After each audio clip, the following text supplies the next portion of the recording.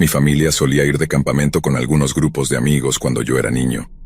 Un montón de nosotros nos reuníamos, planeábamos un fin de semana, y luego íbamos en caravana a algún lugar perdido en medio de la nada. Esto permitía que algunos niños cuyos padres no podían acompañarlos aún así pudieran ir, ya que había tantos adultos presentes. Era como un campamento de verano improvisado. Siempre estábamos seguros, bien atendidos y nos divertíamos enormemente en el campo.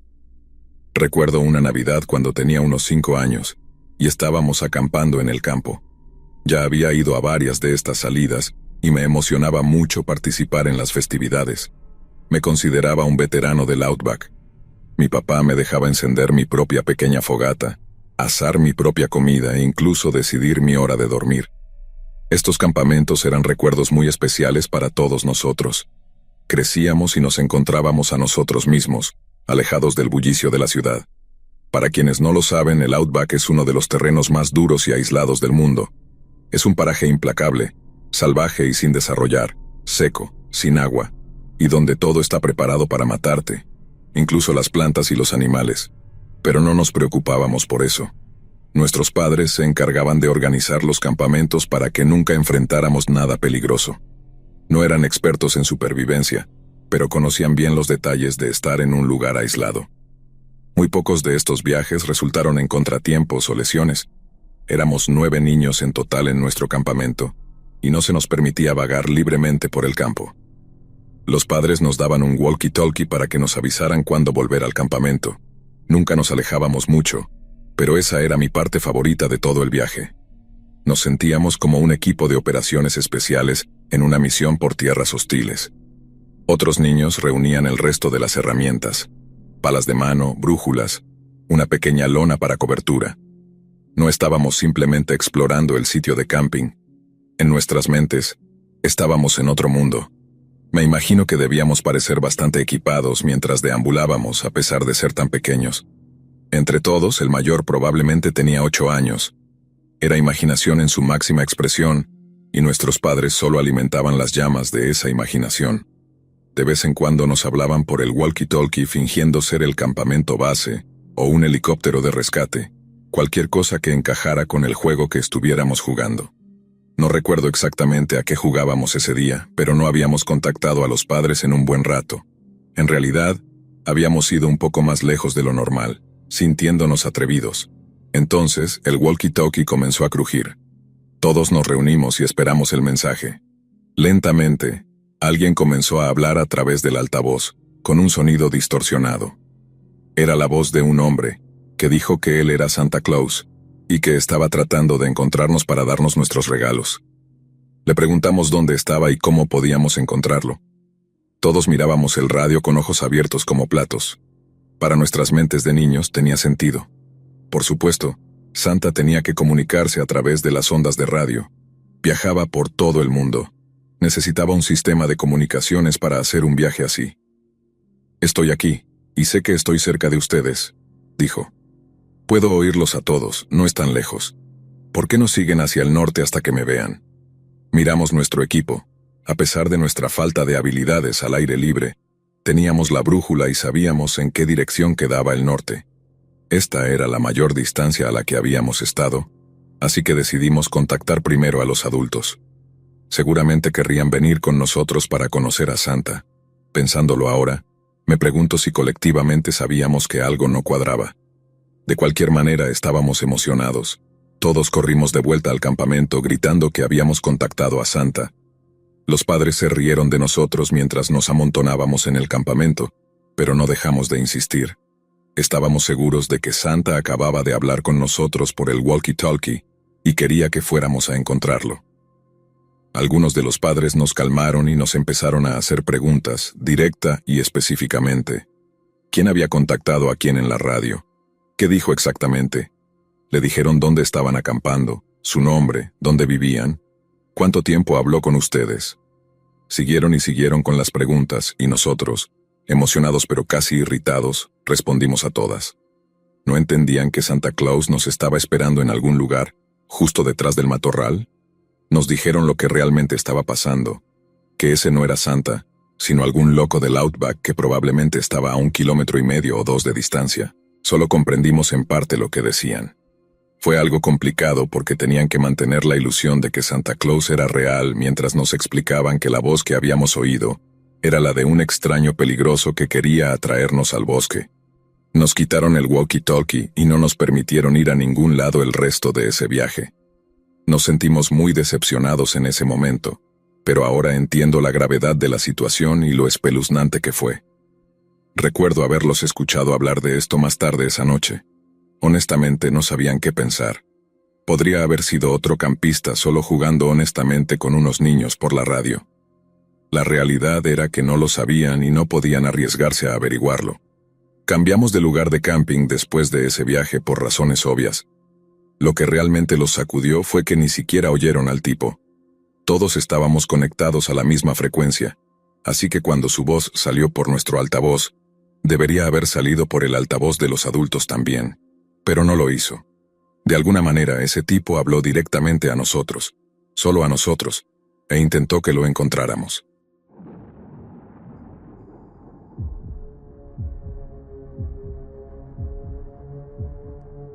He pasado incontables horas dentro de los bosques profundos. He visto muchas cosas extrañas, medio espeluznantes, pero normalmente tienen una explicación lógica y razonable detrás. También he oído cosas aún más extrañas, cosas que pensé que la gente inventaba para llamar la atención. No doy cabida a lo que considero tonterías. Esta es la única vez, esos pocos segundos, que realmente considero inexplicables. Hago caminatas de larga distancia cuando puedo. A veces esto significa levantarme temprano o quedarme hasta tarde para cubrir la mayor cantidad de kilómetros posible. Es un pasatiempo exigente que no todos entienden, pero quienes lo hacen saben que uno se compromete a ver paisajes y terrenos que muchos otros no verán. A respirar aire sin tocar por la industria. A nadar en aguas donde la gente no está constantemente ensuciando. Además, es uno de los mejores ejercicios de cuerpo completo que alguien puede hacer. ¿Mencioné que también es terapéutico? Pero me desvío del tema. A veces, caminar en la oscuridad total con una linterna frontal de baja luz da un poco de miedo. Manos libres por si acaso algo sale disparado de la oscuridad tratando de arrancarme la cara. No creo en lo paranormal, pero los osos y los pumas son depredadores de la vida real en estas caminatas profundas. Criaturas como esas están mucho más cerca de nosotros de lo que creemos. En la oscuridad, con la linterna, cualquier crujido o sonido raro en los arbustos parece una muerte segura. Es la única parte de las caminatas largas que me pone ansioso. Pero aún así es parte del pasatiempo. Crecí en los bosques de esta área. He dormido bajo un dosel de estrellas más noches de las que puedo contar. He recorrido miles de kilómetros en senderos, orillas de ríos, costas de lagos, crestas, pantanos y arroyos. He cazado en esta tierra. Digo esto porque es importante que entiendas que he oído, visto y olido todo lo que esta región tiene para ofrecer en términos de naturaleza salvaje. Ese bosque era mi hogar y conocía cada rincón y recoveco. Mi experiencia más aterradora ocurrió alrededor de las 4:30 de la mañana. Era finales de primavera en esos mismos bosques, por lo que la primera luz de la mañana no se vería en las copas de los árboles hasta dentro de unos 30 o 45 minutos, y una hora más para el amanecer. Estaba en el kilómetro 8, apenas sudando. Estaba esperando para tomar cafeína para no quemarme demasiado temprano en mi viaje. Había un frío envolviendo todo el bosque, ese tipo de frío húmedo, casi brumoso de una mañana de primavera. Definitivamente común para la zona en la que estoy. Estoy en una zona baja encajonada entre dos crestas empinadas. El sendero en el que estoy es angosto, embarrado y está completamente rodeado de un denso sotobosque de arces jóvenes y viejos robles. Estoy enfocado en la pequeña luz de mi linterna frontal, paso tras paso, concentrado. El ejercicio es el objetivo, ya que en la oscuridad no hay nada que ver, solo mantenerse enfocado y asegurarse de no torcerme una rodilla o ser mordido por algo. Entonces, escucho un fuerte crujido. Me quedé congelado. Fue un sonido alucinante de escuchar a 8 o 9 kilómetros y medio en la naturaleza, en el amanecer todavía incipiente. Era algo que por primera vez en mucho tiempo, nunca había oído antes. Esta es la parte que me cuesta describir. A las 4:30 de la mañana en primavera, soy lo único que hace ruido. No hay pájaros cantando, nada, silencio total. Incluso los animales nocturnos están preparándose para dormir. lo que genera una superposición extraña donde nada se mueve en absoluto. Es un silencio supremo, y generalmente cuando los cazadores aprovechan para acechar, es el mejor momento para posicionarse mientras todo está descansando antes del amanecer. En medio de un paso me congelé. Cuando el instinto de lucha o huida se activa, tienes pensamientos inmediatos de supervivencia. El pensamiento que me vino a la mente de inmediato, mientras me quedaba ahí en silencio absoluto, fue: si escucho eso otra vez, me doy la vuelta y regreso a toda prisa. Esa era la única opción lógica en ese momento. ¿Por qué? Porque ese sonido no era una rama rompiéndose, ni un árbol caído. No era un Widowmaker. Estaba seguro de que escuché algo intencionado. Escucharlo 2 veces significaba que debía salir de allí. Significaba para mí algo territorial, como una serpiente que sacude su cascabel para decirte que te vayas de allí. No estaba en posición de intentar rodear algo que claramente no me quería allí. Tenía una linterna frontal atada a mi cabeza, que revelaba mi posición a quien estuviera allá afuera. Para describirlo lo mejor que puedo, sonaba como un palo de madera de buen tamaño golpeando violentamente contra un árbol pequeño. Más como un palo del tamaño de un bate de fungo que un bate de béisbol. La diferencia siendo que este sonido era un crack, no un golpe o un estruendo. Lo he descrito antes como explosivo porque fue tan repentino y tan terriblemente fuerte. Tenía la sensación de que estaba a unos 50 metros justo frente a mí, fuerte y claro. Parado allí completamente asustado, me di cuenta pronto de la peor parte de mi situación. Sabía de dónde venía el sonido, y sabía hacia dónde iba el sendero. En unos 30 metros, iba a llegar a una curva de 180 grados, y empezar a subir la cresta, alejándome del arroyo. Esto significaba que tan pronto como reuniera el valor para moverme hacia ese ruido, tendría que darle la espalda para subir esa cresta. Esto me ponía muy nervioso. Mi cabeza estaba en algún lugar entre psicópata asesino y algún animal arrancándome las tripas. Pasaron unos minutos, solo respiraba, mi aliento empañando mis gafas, y escuchaba. Nada, silencio absoluto. Me faltaban entre 20 y 30 minutos para la primera luz. Aumenté la intensidad de la linterna frontal y comencé a acercarme lentamente a la curva de 180 grados. Cuando llevas una linterna en el bosque de noche, cada rama delante de ti proyecta una gran sombra negra en el sendero. No ayuda. De hecho, hace que dude con cada paso porque sigo pensando que hay algo acechando justo frente a mí. De nuevo, solo intento pasar hasta que salga el sol y equilibre el terreno. Llegué a la curva y giré rápidamente, moviéndome bastante rápido en ese punto, tratando de no hacer ruido, tomando respiraciones pequeñas y superficiales para poder escuchar mientras subía la pendiente. Es algo delicado intentar llevar una buena cantidad de equipo de caminata mientras tratas de no hacer ningún ruido. Para mucha gente, es imposible, pero se puede hacer si estás ahí afuera lo suficiente. Algunas situaciones lo exigen. Entonces lo olí. Me detuve en seco y lo inhalé. Un hedor me golpeó que no puedo describir. Solo imagina algo húmedo, podrido, muerto. En una vida pasada trabajé en escenarios como bombero, en escenas donde personas habían muerto. Este olor era como días de descomposición, pero olía extraño, sin una causa identificable. Al estar tan lejos de la civilización, realmente limitaba las opciones. Ni siquiera había basura o desechos por aquí. No era un basurero ni un pozo de quema. Seguí caminando rápido. Para cuando llegué a la cima de la cresta estaba jadeando y la primera luz ya estaba saliendo. No dejé de moverme hasta que la luz del día estaba totalmente afuera y los pájaros ya cantaban. Una vez que salió el sol ya no me importaba hacer ruido. Cualquiera que estuviera allá afuera podía verme todo el tiempo. Eligió dejarme en paz. He oído de todo en el bosque, lo he olido todo. Y te digo que no sé qué demonios fue eso. Los árboles caídos y especialmente las ramas hacen mucho ruido cuando caen. Lo he escuchado muchas veces. No sé, continué y terminé mi caminata ese día. Nunca me encontré con algo que me obligara a dar la vuelta. Fue solo un momento extraño en un lugar extraño, cuando escuché ese ruido extraño, y hasta el día de hoy, nunca ha vuelto a pasar algo así en esa área.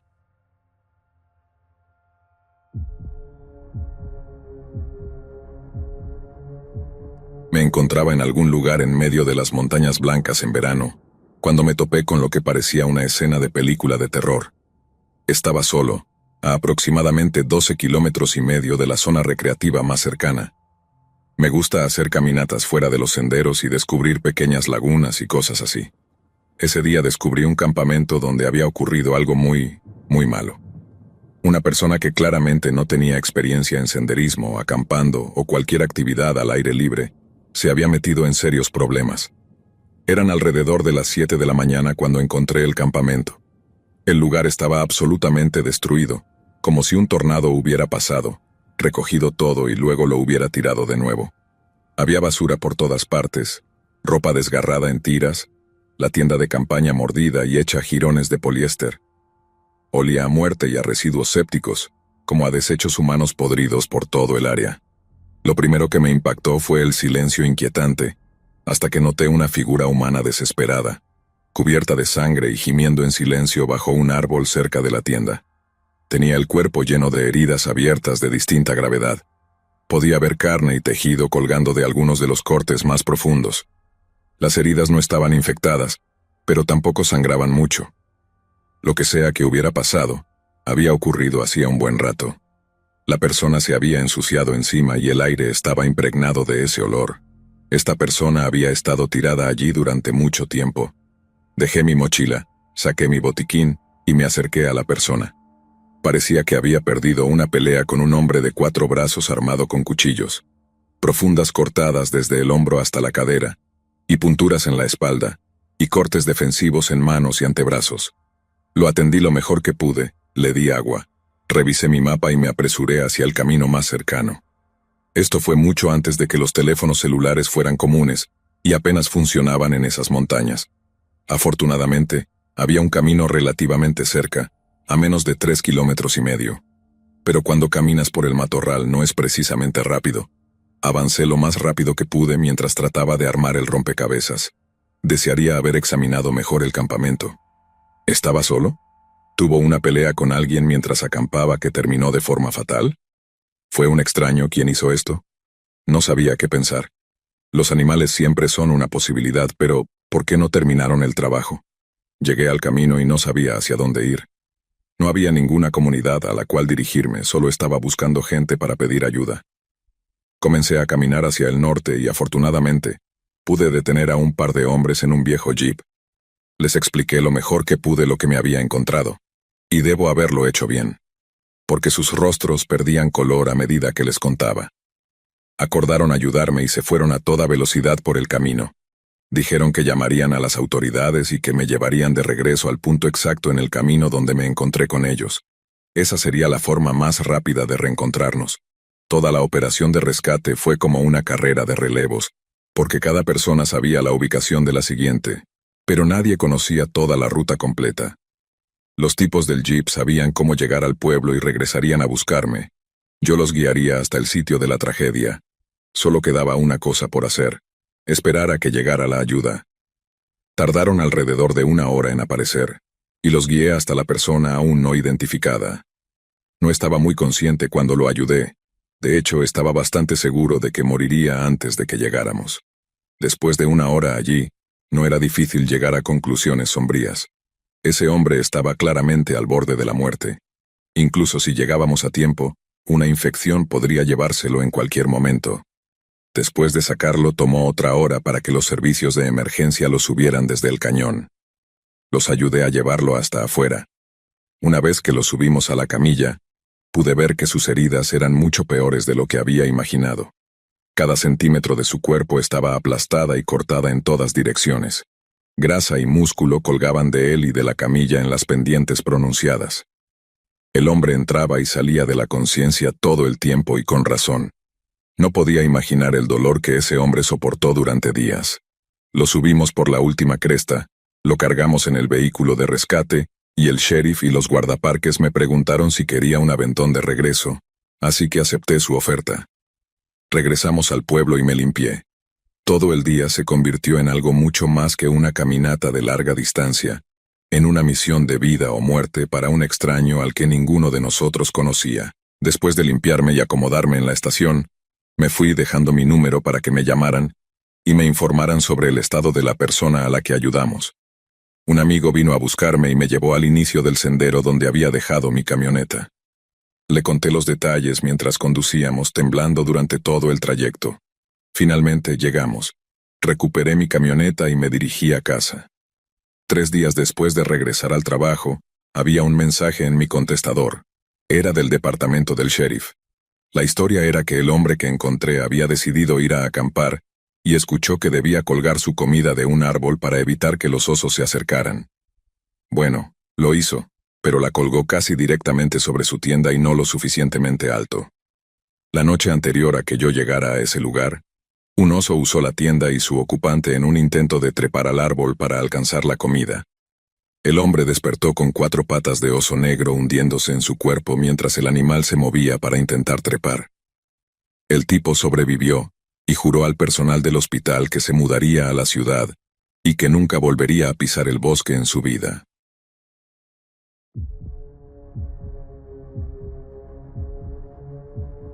Esto nos pasó a mí y a unos amigos en Sydney, Australia.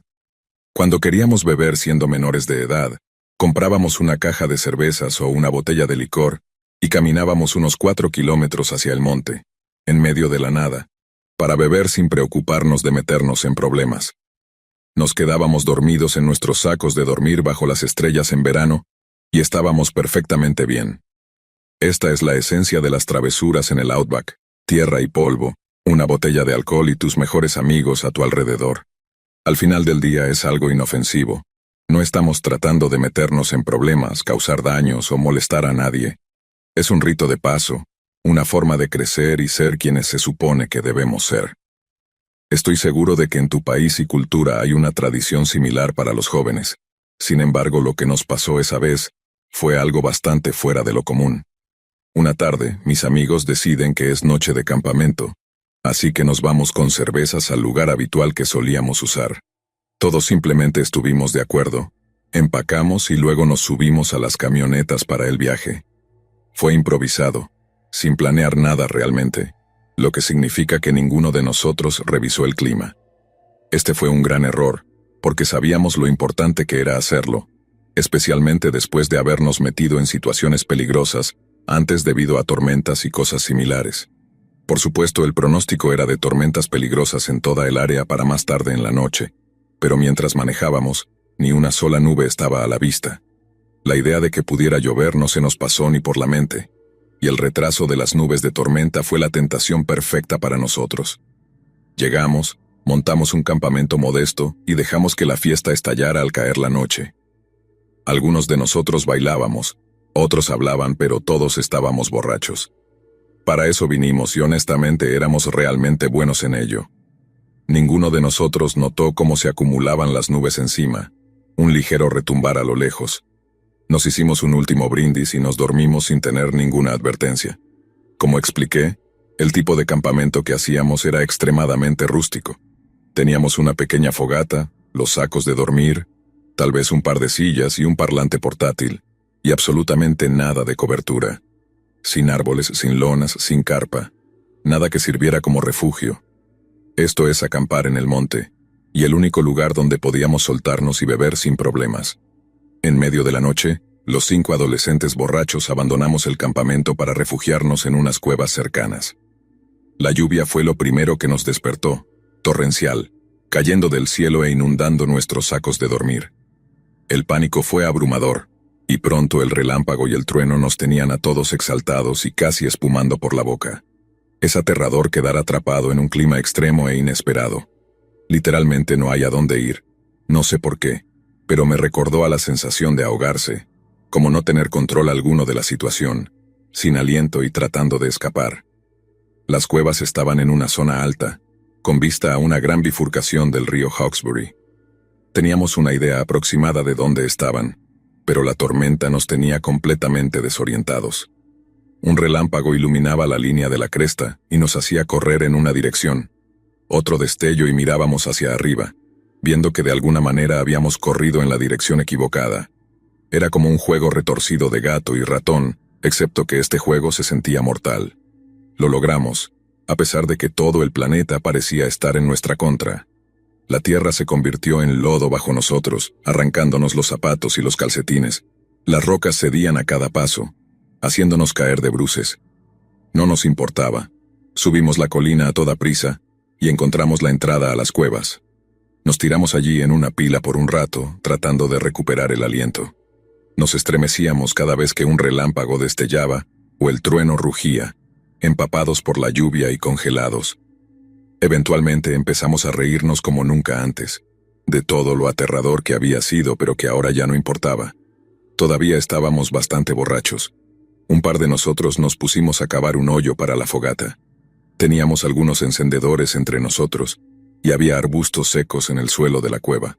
Nos turnábamos para raspar la tierra seca y agrietada con piedras y las yemas de los dedos, teniendo cuidado de no doblarlas en las rocas sueltas del suelo. Habíamos cavado tal vez unos 5 centímetros cuando descubrimos algo más que huesos, restos humanos lo suficientemente frescos como para reconocerlos como partes de un cuerpo. Pelo, piel, todo. Ahora sí que estábamos atrapados. No podíamos salir de la cueva debido a la violencia de la tormenta afuera, y estábamos atrapados con un cadáver en una tumba poco profunda. La mitad de nosotros se quebró en ese momento y empezó a llorar, sin palabras ante lo que veíamos. ¿De verdad alguien tiró un cadáver aquí? ¿Había algún tipo de depredador en el fondo de la cueva descansando después de su última comida? Nos acurrucamos juntos y tratamos de hacer el menor ruido posible, pero la situación se deterioraba rápidamente. Todo lo que queríamos era que amaneciera. Entonces podríamos evaluar mejor la situación y hacer algún plan. Nos sentamos junto a la entrada de la cueva, para no estar tan cerca del cadáver que compartía la cueva con nosotros. La tormenta se disipó mucho antes de que amaneciera. Salimos corriendo de allí en cuanto tuvimos oportunidad, pasando a toda velocidad por nuestro campamento, hacia el monte, y de vuelta al vecindario. Nos tomó 1 hora regresar, tropezándonos, golpeándonos las espinillas y cortándonos los pies. Les contamos a nuestros padres lo que había pasado, quienes inmediatamente llamaron a la policía. Llevaron a cabo una investigación en la mañana y descubrieron esos restos. Pertenecían a un sitio de entierro aborigen y aparentemente aún era usado por varias aldeas de la zona. No nos dimos cuenta de lo lejos que estábamos realmente, ni de cuán fuera de la civilización estábamos esa noche. Nunca volvimos allí, especialmente después de haber pasado la noche con los muertos.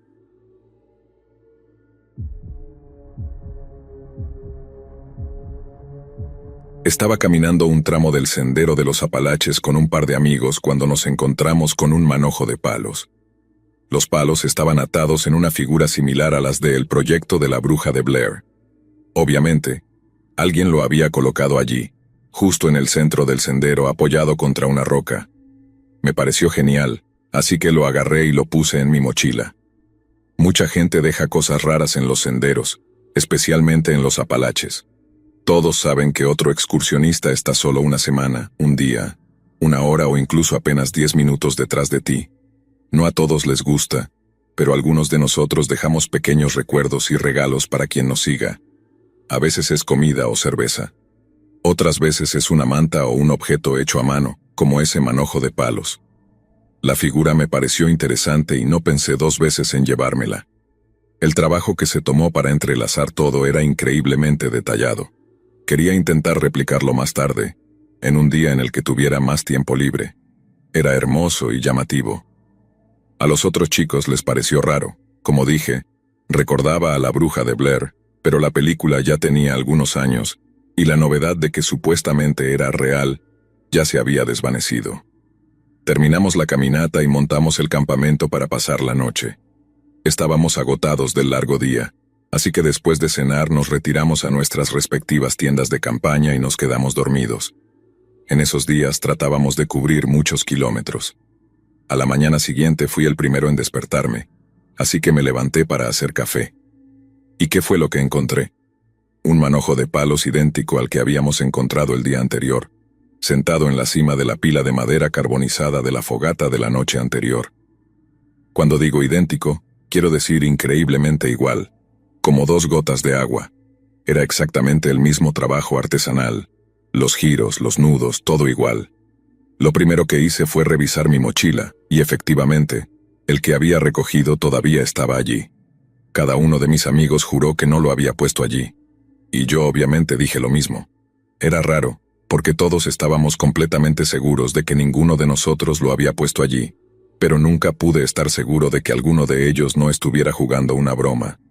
Lo que me molesta es que el manojo de palos que encontré en la mañana era casi una réplica exacta del que habíamos encontrado en el sendero. Me cuesta creer que alguno de los chicos pudiera haber hecho una réplica tan cercana sin tener el original para modelarlo. Y no es como si alguno de ellos lo hubiera colocado en el sendero de antemano para que lo encontráramos, ya que estábamos en medio de la nada. También hubiera sido difícil para cualquiera simplemente encontrarnos. No acampamos a lo largo del sendero, fuera del paso de los excursionistas y extraños. Todo tipo de personajes poco deseables caminan y merodean por el sendero de los Apalaches. Es un punto de encuentro para algunas de las personas más extrañas que podrías conocer. No es que encuentres una persona rara a cada rato, pero cuando te topas con alguien extraño allá afuera, lo sabes casi de inmediato. Acampamos aislados, casi escondidos por esta misma razón. Quiero creer que alguno de ellos me hizo una broma, porque la alternativa me asusta muchísimo.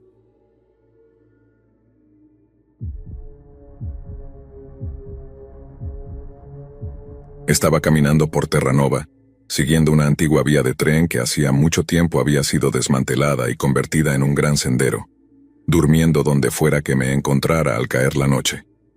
En ese momento, esto no era realmente recreativo. Estaba entrando y saliendo del consumo de drogas, de la falta de hogar y, en general, viviendo al margen de la sociedad. Estar en una ciudad o siquiera cerca de gente era una fuente de estrés para mí. Cuando quería consumir drogas, prefería estar solo, sin posibilidad de interacción con nadie. Eso disolvía cualquier sentimiento de culpa o malestar que pudiera tener y me permitía hundirme plenamente en los altibajos que quería experimentar. Así que esta caminata en particular era como una gira de consumo de drogas. Llevaba una mochila pequeña con algunas cosas para seguir el camino, ropa extra, algo de agua, una navaja, un encendedor y algunos suministros básicos. También llevaba una lona y una cuerda para improvisar un refugio.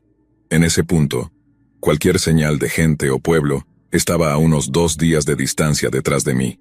Seguí la antigua vía oxidada, adentrándome en el bosque hasta que ya no reconocía el paisaje.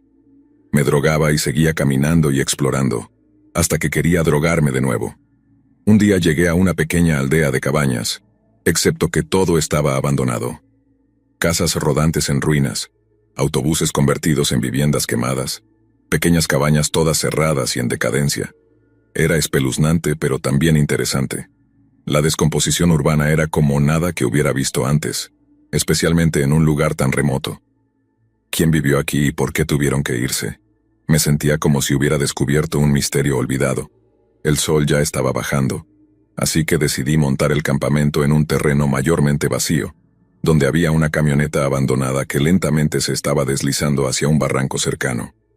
El barranco mismo estaba lleno de todo tipo de escombros aleatorios, electrodomésticos, bolsas de ropa, chatarra. Todo era extraño y fuera de lugar. Sumado a mi mente drogada, realmente no podía darle sentido a nada de eso. Me quedé pensando en el lugar mientras preparaba algo de comida, y luego me metí en mi saco de dormir. Despierto en algún momento de la noche al escuchar pasos fuera de mi campamento.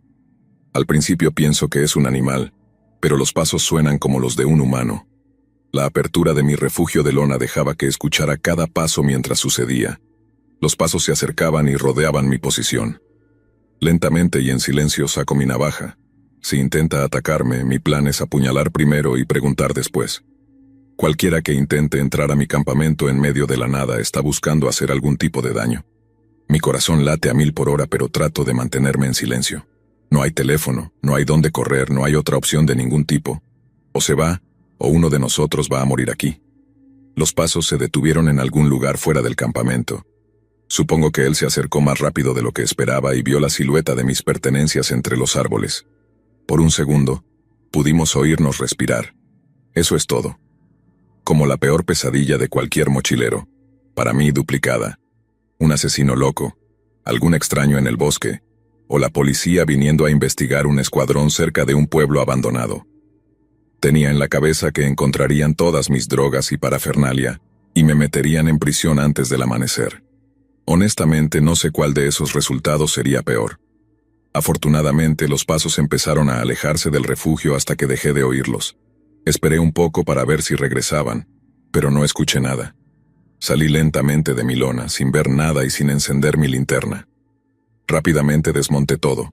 Lo metí en mi mochila y comencé a caminar por el sendero para salir de allí lo antes posible. Caminé hasta que amaneció. Encontré una carretera y pude detener a un tipo en una camioneta. Fue amable y me llevó a la ciudad, donde conseguí una habitación de hotel. Lo inquietante al recordar todo esto es que, muy probablemente, quien sea que me estaba vigilando salió caminando desde una de esas estructuras abandonadas. Supongo que era otro vagabundo. Me gusta pensar que solo tenía curiosidad, pero me alegra no haberme quedado para averiguar si volvería.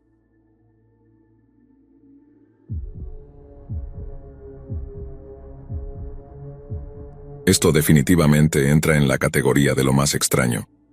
Estaba acampando solo durante un fin de semana largo en el noroeste del Pacífico. Ese día estaba en una parte rara del sendero, más cerca de la civilización, así que había más posibilidades de encontrar a otros excursionistas y campistas. Vi a una o dos personas, pero fue mayormente de lejos. Estaba por anochecer y comenzaba a hacer frío, mientras yo me adentraba más en el bosque. Sabía que las probabilidades de ver a alguien más eran muy pocas. Estaba caminando alrededor de un pequeño estanque y planeaba montar el campamento cerca, cuando escuché un ruido de movimientos detrás de una pequeña formación de rocas, como un afloramiento de rocas grandes que se asentaba en una línea de falla. Era un ruido repetitivo, se hacía más fuerte y luego más suave, pero nunca paraba del todo. Básicamente, si eres un excursionista habitual, sabes cuando un sonido en el bosque no encaja. Lo notas apenas lo oyes. Saqué mis 2 cuchillos, los que siempre llevo cuando hago senderismo, y caminé lentamente alrededor de las rocas, honestamente sin saber qué iba a encontrar. Así es la vida allá afuera. Es la razón por la que llevo cuchillos cuando voy al monte. En el bosque hay animales, gente rara y cualquier número de factores desconocidos que podrían aparecer, así que debes estar preparado para todo.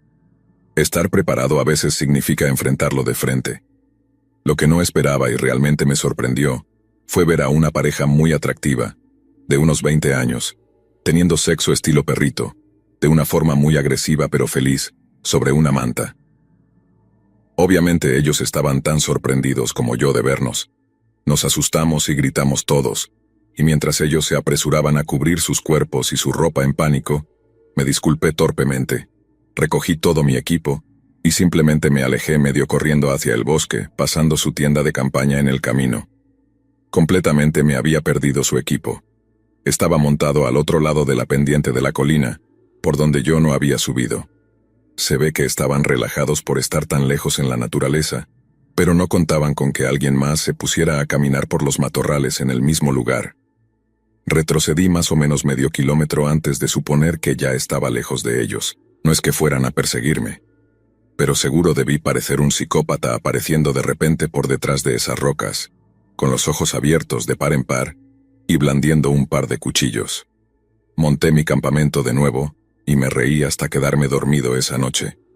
Me pregunto si esa pareja sigue junta y si cuentan esa historia cuando se emborrachan en las fiestas, como a veces hago yo.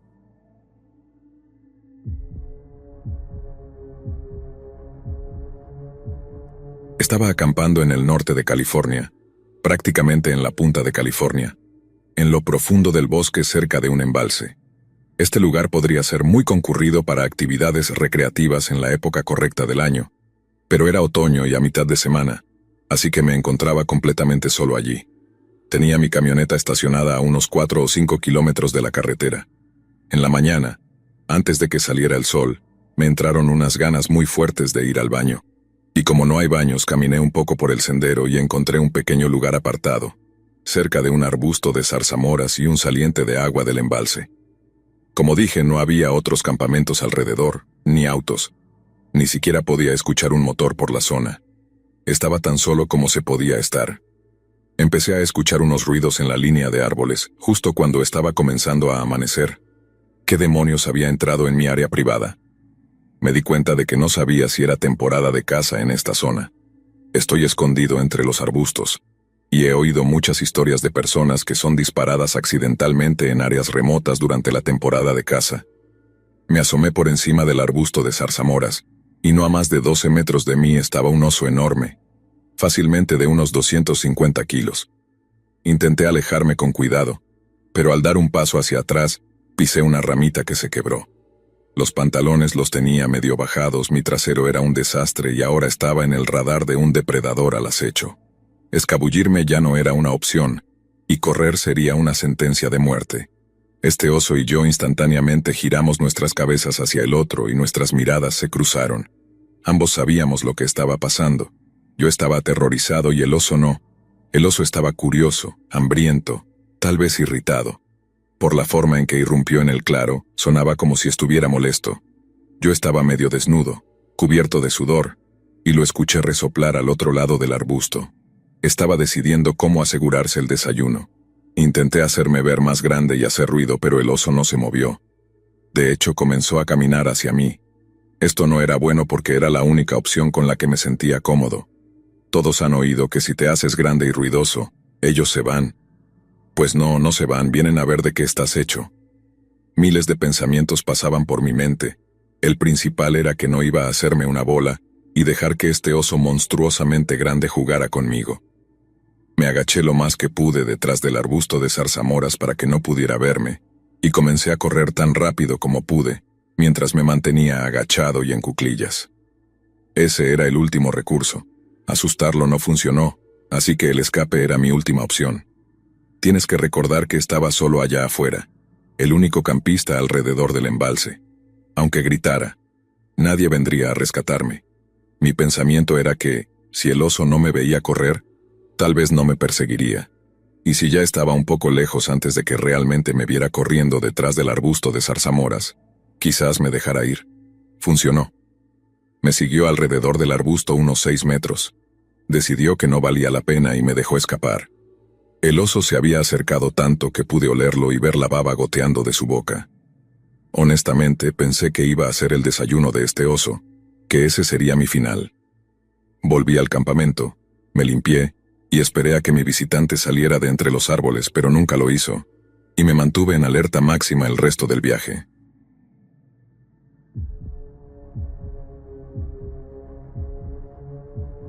Un grupo de 20 personas y yo estábamos haciendo senderismo en una fila de a dos, caminando codo a codo con un compañero. Nos desplazábamos a través de un bosque muy espeso alrededor de la 1 de la madrugada. Ciertos miembros estaban designados para llevar linternas, mientras que los que estaban en cada extremo de la fila llevaban radios para un contacto rápido. Este era un ejercicio de entrenamiento para un programa de supervivencia en la naturaleza, así que estábamos de buen humor con mucha energía a pesar de la hora. Nuestro joven equipo estaba muy preparado para completar el entrenamiento nocturno. Logramos encontrar un camino embarrado que seguimos durante varios kilómetros antes de volver al bosque. Practicamos cambios de dirección, marchas rápidas, acecho silencioso, paradas de equipo y sprints en terreno mientras caminábamos por ese camino embarrado de nuevo. Estaba hablando con uno de mis amigos que estaba justo delante de mí. Ya no marchábamos en pares ordenados, era más bien una caminata libre mientras navegábamos por el bosque. Después de un rato de hablar, noté que mi grupo estaba más adelante de lo que pensaba, así que aumenté el ritmo. Debo haberme distraído y poco a poco me fui quedando atrás con mi compañero. Cuando me acerqué, noté algo extraño. El amigo con el que estaba hablando ya estaba con el resto de mi grupo. Miré hacia atrás y me di cuenta de que estaba solo, sin rastro de mi amigo ni de nadie a lo largo del camino. ¿Con quién demonios había estado hablando? Volví a mirar para asegurarme de que el compañero del radio no estuviera caminando detrás también y quizás había confundido la conversación, pensando que era mi amigo. Pero no, no había hombre de radio, nada. Me acerqué a mi amigo y le pregunté cómo había vuelto tan rápido. Se dio la vuelta y me miró diciendo, «Me estaba preguntando dónde estabas. Desapareciste por unos buenos 5 minutos». Digamos que no me sentí muy bien después de escuchar esas palabras. Sé con certeza que estaba hablando con él antes, y si no era él, entonces era alguien exactamente igual, con el mismo equipo. Afortunadamente no pasó nada más después de eso, pero estuve bastante alterado por el resto de la noche de caminata. Todo esto ocurrió en Polonia cuando yo era adolescente, hace muchos, muchos años. No había teléfonos ni ningún tipo de redes sociales en ese entonces. He pensado en esa experiencia desde entonces.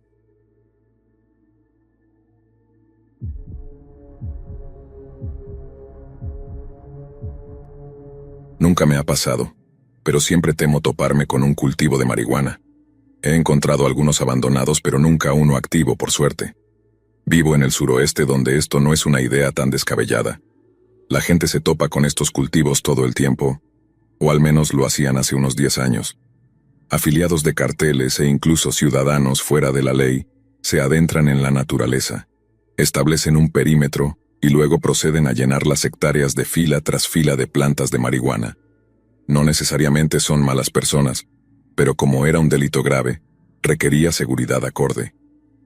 No era raro que te persiguieran hombres armados si llegabas a entrar en una de estas operaciones de cultivo.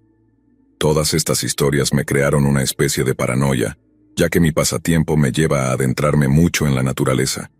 A menudo estaba solo ligeramente armado y sin contacto alguno con el mundo exterior.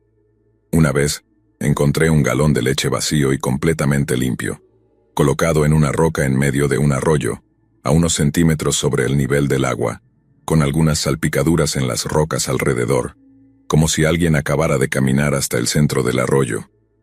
Las rocas estaban en una zona poco profunda, pero había 2 pozas profundas a cada lado, así que habrían estado en el agua hasta la cintura, al menos, para salir del arroyo. Me quedé allí parado, observando los detalles por un rato. ¿Qué demonios acababa de encontrarme? Estaba a kilómetros de distancia de cualquier sendero o área de campamento, después de una caminata brusca y difícil hasta un cañón bastante aislado. No era lo más raro que alguien pudiera encontrar, pero para que esa persona saliera corriendo en cuanto me oyó, simplemente no lo entendía. Tienen que estar haciendo algo sospechoso para salir corriendo, ¿no? Fue muy inquietante porque no había señales de nadie alrededor.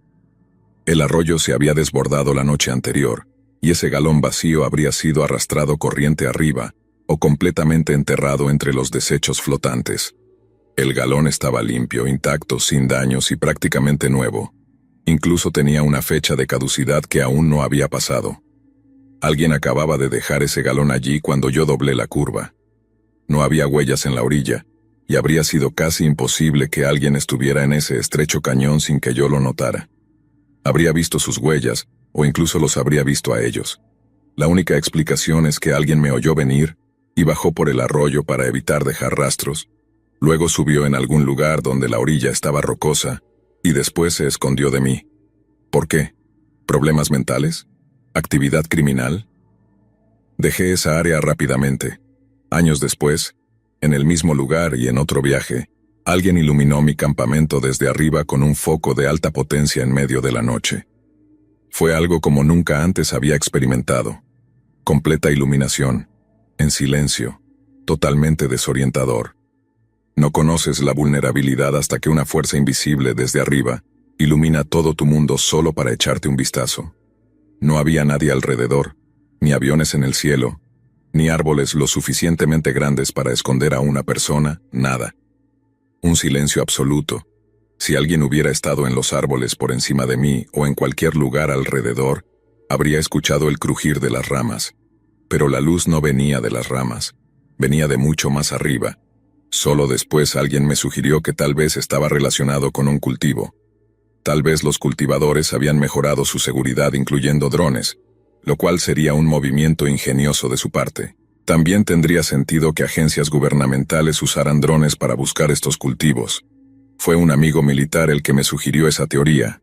Explicó que había visto drones hacer lo mismo con terroristas, iluminar sus campamentos y hacerlos congelarse mientras los equipos de fuego se posicionaban. A veces confundo alces con osos en medio de la noche. Nunca he tenido un oso en mi campamento, pero he tenido alces más de una vez. Siempre es bueno para un susto de pánico hasta que logras una identificación positiva del gran animal, husmeando en el campamento. Pero ni siquiera se compara con lo que sentí cuando esa luz me iluminó.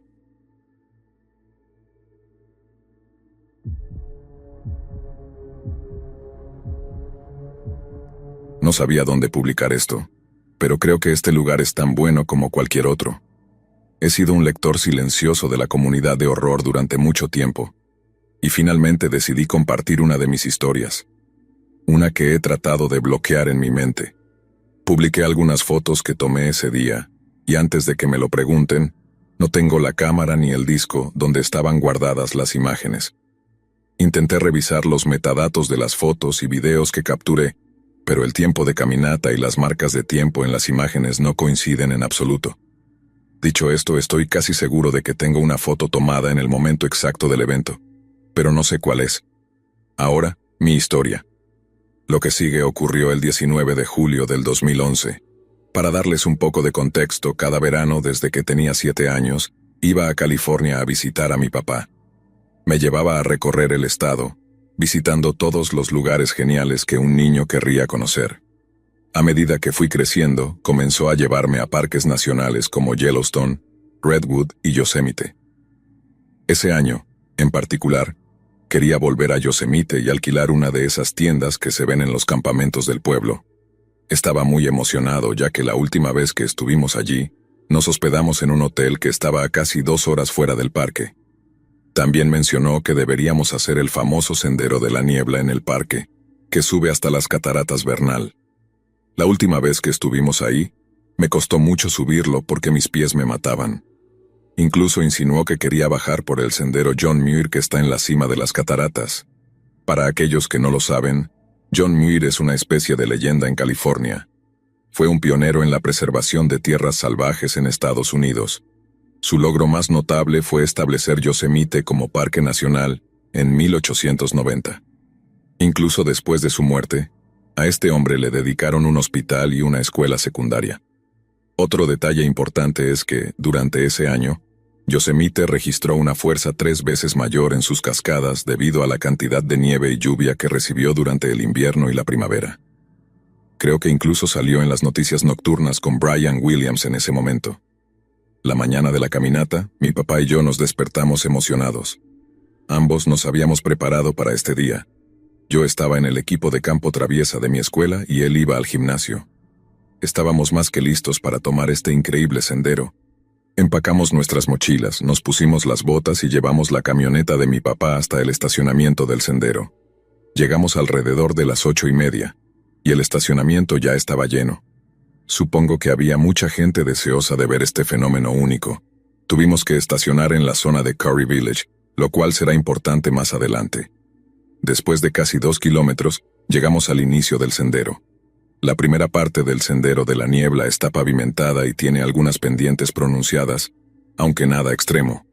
Al final del sendero pavimentado, cruzas un puente peatonal sobre el arroyo en la base de las cataratas. Sin embargo, ese pequeño arroyo ahora era un río en pleno auge. Recuerden que, en ese momento, el parque tenía muy pocas señales y barandillas alrededor de las áreas de agua, así que no era raro ver gente salirse del sendero solo para estar junto al arroyo, tomar el sol o meter los pies. Los niños también querían jugar y mojarse como si estuvieran en un parque acuático. Mi papá y yo también nos desviamos del sendero para tomar fotos. Algunas de las fotos que compartí muestran lo fácil que era estar cerca del agua. En cuanto a los guardabosques, algunos no parecían molestarse. De hecho, disfrutaban viendo a la gente explorar el parque mientras tuvieran precaución y buen juicio. No he vuelto a Yosemite desde este evento, así que no sé qué tan estrictos son ahora con este sendero. También olvidé mencionar que el sendero no es para cualquiera. Una vez que pasas el puente, todo es cuesta arriba, y tienes que subir unos escalones de piedra. Con el tiempo, algunos escalones se han erosionado, lo que hace que sea más difícil subir en ciertas áreas, especialmente en las más estrechas.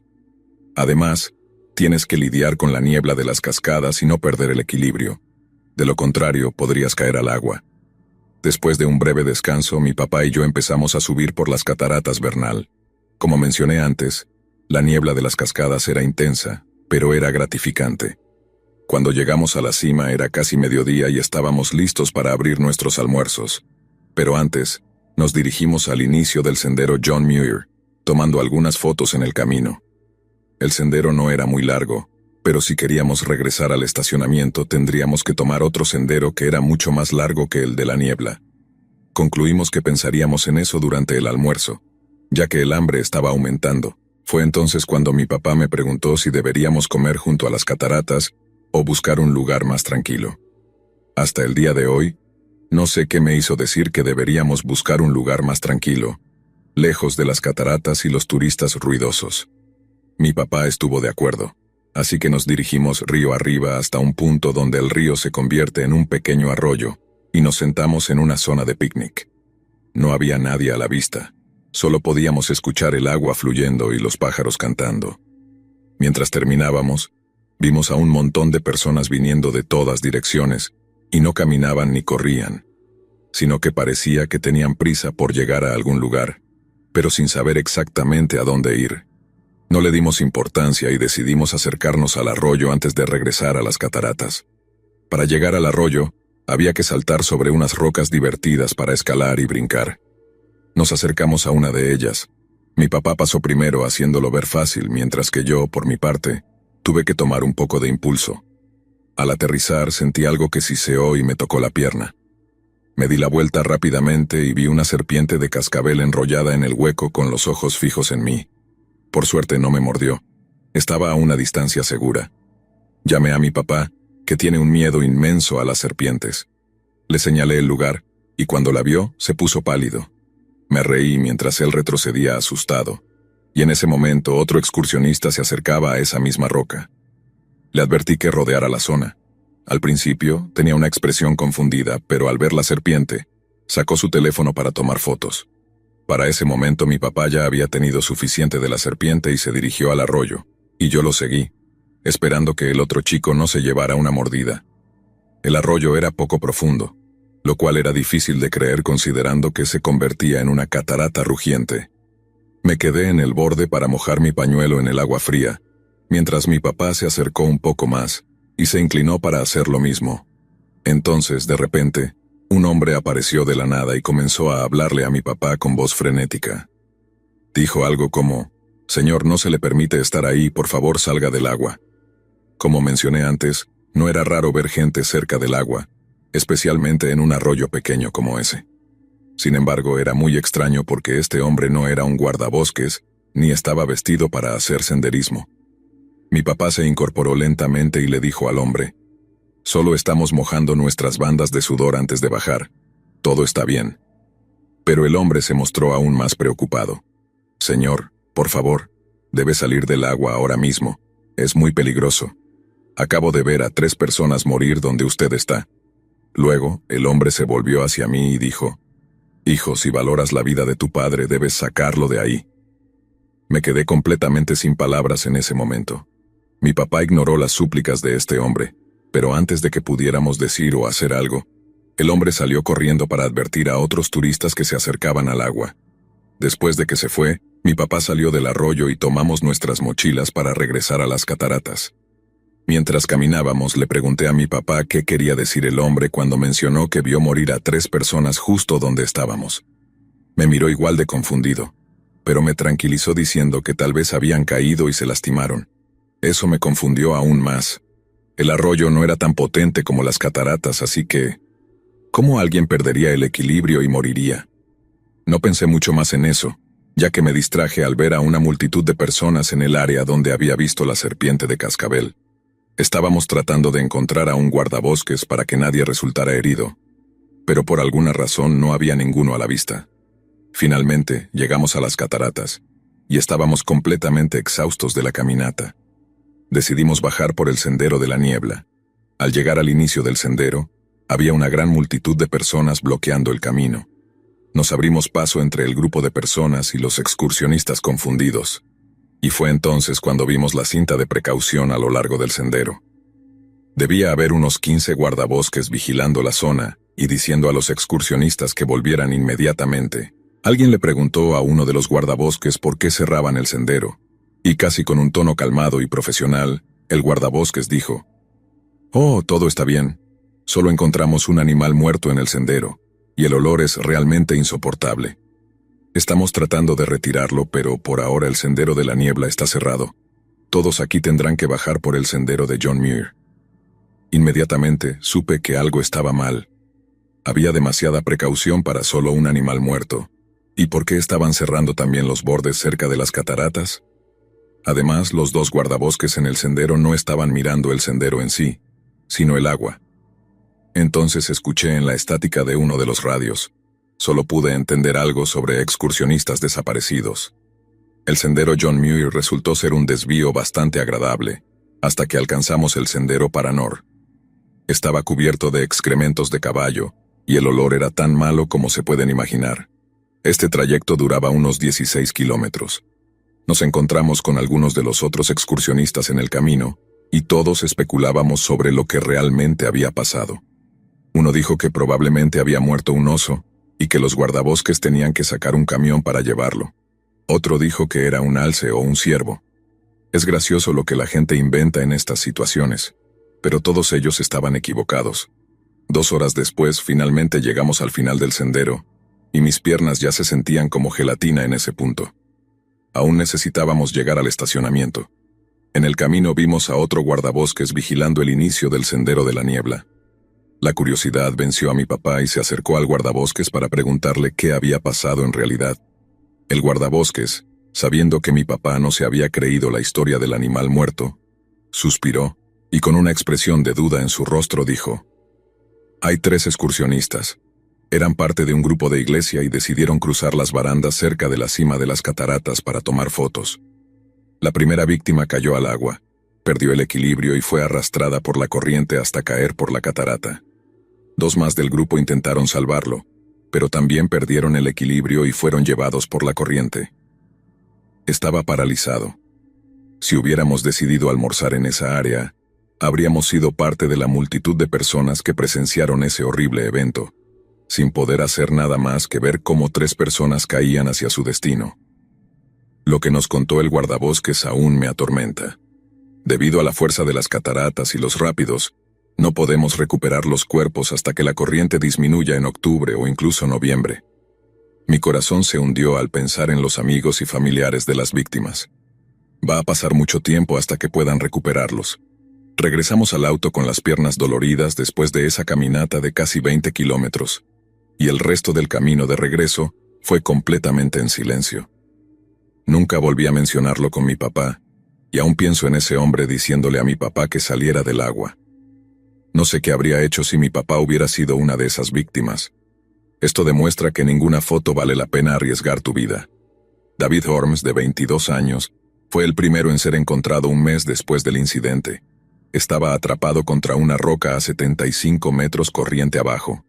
Nino Sakou, de 27 años, fue encontrado el 29 de noviembre, atrapado bajo rocas enormes que no eran visibles hasta que el nivel del río estuvo en su punto más bajo.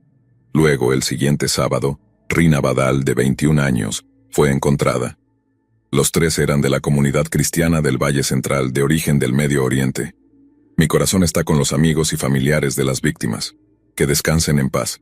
Gracias por escuchar mi historia.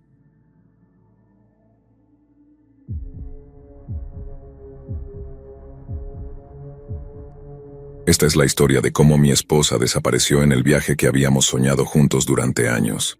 Algo que habíamos imaginado como una experiencia única, algo que marcaría un antes y un después en nuestra vida. Nos llamamos locos por planearlo, pero nos arriesgamos porque siempre nos atrajo lo desconocido, lo salvaje, lo que está tan fuera de lo ordinario que no le pasa a nadie que conozcas. Y ahora, que me siento a contar esto, me doy cuenta de que nunca me sentí tan expuesto ni tan perdido como aquella vez.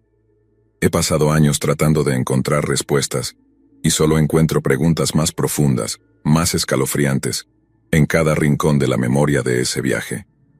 En esa época vivíamos en Estados Unidos, y teníamos una vida normal con trabajos normales.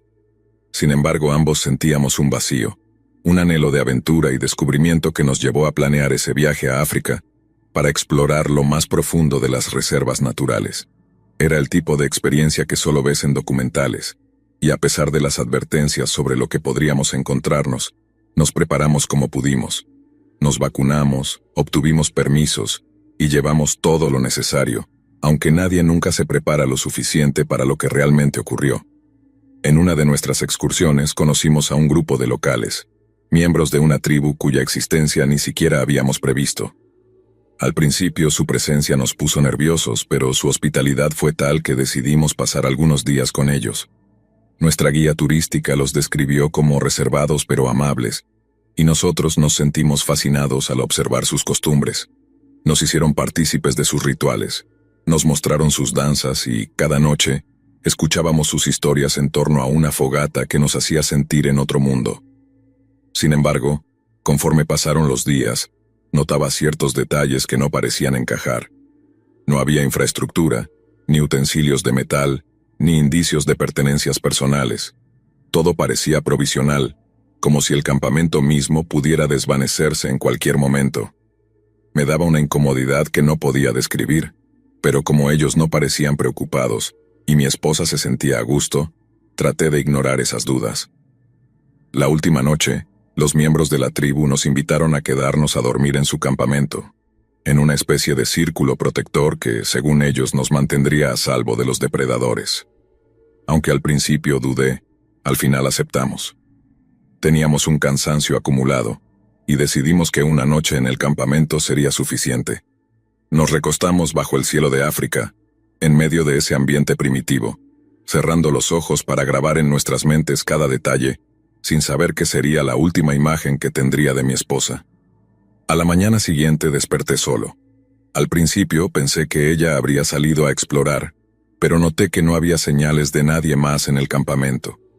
Mi esposa, los miembros de la tribu, todos habían desaparecido. Llamé por su nombre en todas direcciones.